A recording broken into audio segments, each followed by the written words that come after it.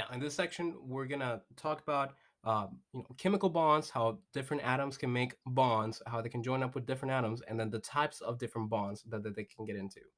So let's go ahead and start on this 5.3. Here's our vocabulary for this one. These are the terms we'll be going over by the end of the video. So here we have valence electrons, the octet rule, Lewis dot structure, ionic bond, covalent bond, metallic bond, intermolecular forces, polar bond, nonpolar bond, and a hydrogen bond.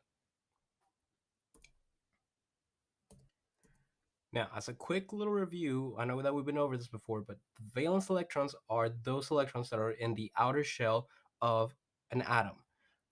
So we can know how many valence electrons are for each atom based on what column they are in the periodic table. So remember that the transition metals and the inner transition metals, they have very weird properties. They're really funky, and it makes this a lot harder for us. So we're just going to keep it simple. We're going to ignore those and just focus on the main series elements. So the way we can know the valence electrons for each of these main series elements is just the number column that they come in when you start from the left. So everything in this first column has one valence electron. Everything in this second column has two valence electrons. Third column is 3. Fifth column is 5.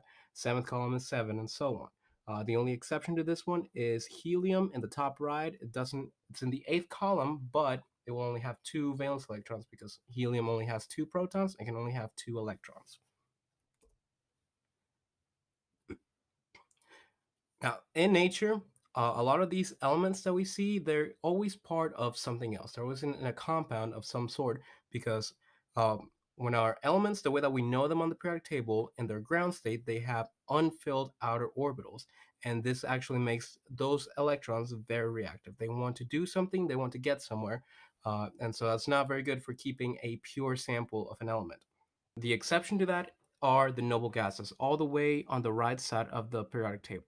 So let's look at one of these and see what's going on, why they're the exception to this rule, where most elements they're combined with something else, but the noble gases are not.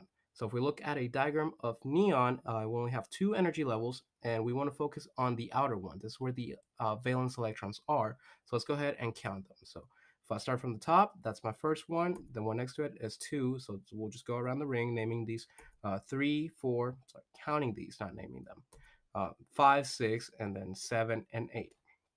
And so this is true for all of the noble gases except helium, because again, they're in that eighth column. Eighth column in the periodic table. So that's true for all the noble gases. They all have 8 valence electrons. And what we see is that actually 8 is the maximum number of valence electrons that we can have. So in this graph over here, we get to 8 on the right side, and then we start over with 1 on the next row. All right. So that's actually called the octet rule. And this is what dominates all of our predictions for, what types of compounds we can make. And then this a very important concept to chemistry, and it's so important that I'm going to put a box around it just so that you don't forget it. All right. And so atoms that have 8 electrons, they have a full octet, and they're actually, in terms of energy, they're very stable, and it takes a lot before they will react. We have to manipulate them in a lot of ways to get them to form compounds.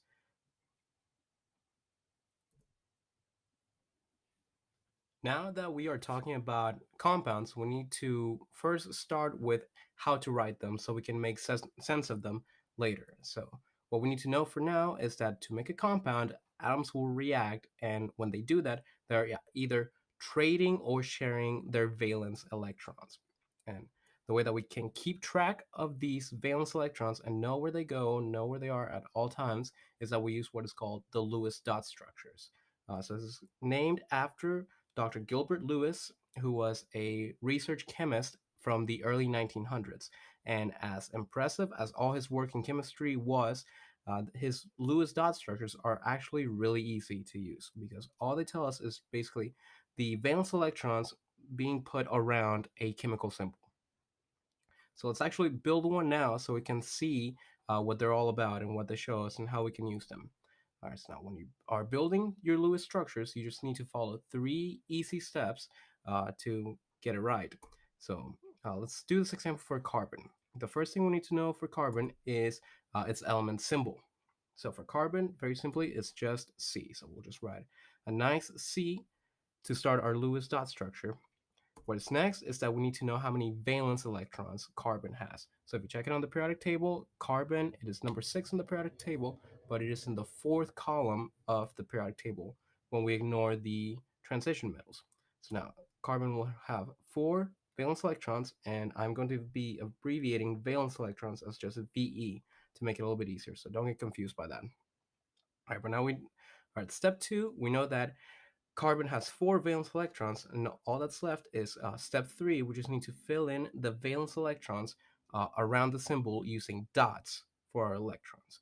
So when you do this, just to keep this very neat and organized, imagine there's a box around your symbol. Don't actually write this box, but just imagine that it's there. And so we have 4 sides to this box. So we have 4 sides that we are going to put our electrons in.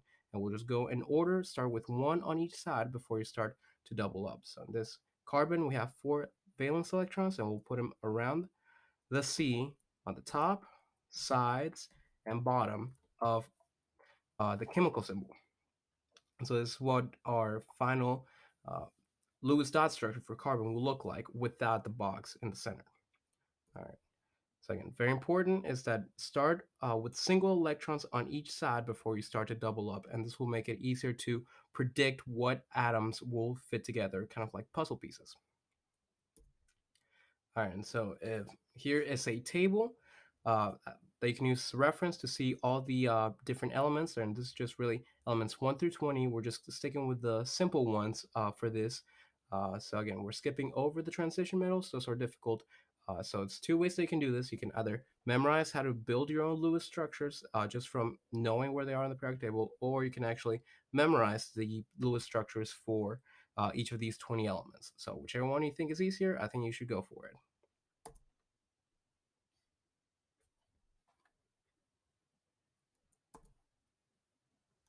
And so one more thing to go along with these Lewis dot structures. Remember that I said that you should put in single electrons around the sides before you start to double up. So I just wanted to show you this in action. So again, if we take carbon, the one that we made where we have 4 valence electrons around it, if we move on to the next one, nitrogen, we'll just be adding 1 more electron. But notice that nitrogen has 3 single electrons and 1 double. So if we go in order here, boron will only have 3.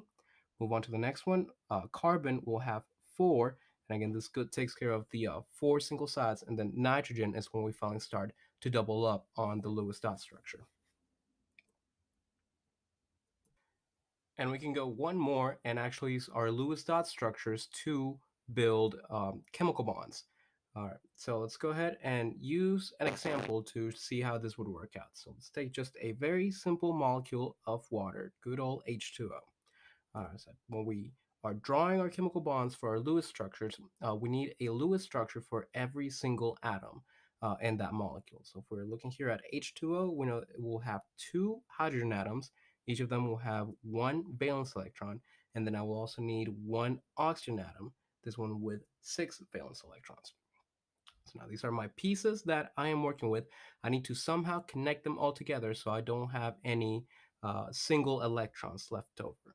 So I'm going to copy my oxygen over on this side, and you'll see why I would prefer to start with oxygen instead of hydrogen in just a second. All right, and then I would want to pair up these single electrons in oxygen. I want to pair them up with the single electrons in hydrogen, because when you make a chemical bond, you are pairing up 2 electrons from 2 different atoms. So when I do that, notice that this oxygen will have 2 slots where we have single electrons. Hydrogen has each hydrogen will have 1 single electron. So I can just go ahead and pair them. If I just take this hydrogen atom and shift it over to my right side, it will fill in that gap that I have in the oxygen on the left. Then I can take the bottom hydrogen and put it on the bottom of my oxygen. And so you can see here that oxygen started with 2 sides where we already had paired electrons. And then the empty ones, I fill them in with the single electrons from hydrogen. And so those are what represents my chemical bonds when I have 2 electrons in between 2 atoms. Now, when we have a full Lewis dot structure, and And in order to be correct, every atom around needs every atom needs to have a full octet that need full orbitals in order for them to be stable. So if we look through here and focus first on the oxygen, see what electrons are surrounding. If you count them through, you'll see they have one, two, three, and four, five, six, seven, and eight. Oxygen does have eight electrons around it, so it does have a full octet. It will be very stable. But when it comes to hydrogen, if you look to the to the sides, there's nothing except for what's on the right. That is one and two.